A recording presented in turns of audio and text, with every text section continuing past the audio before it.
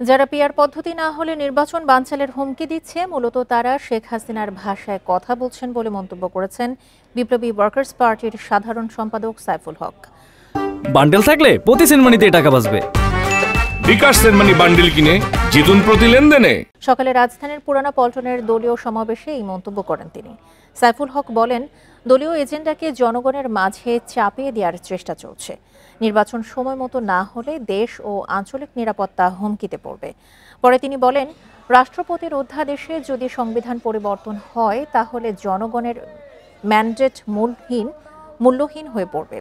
তাই দ্রুত নির্বাচন দিয়ে জনপ্রতিনিধিদের সংবিধান পরিবর্তনের সুযোগ দিতে হবে।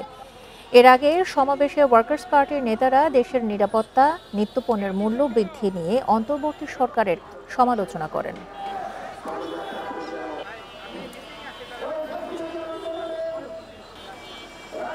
পিআর কার্যকর না হলে আপনারা নাকি নির্বাচন হতে দেবেন না।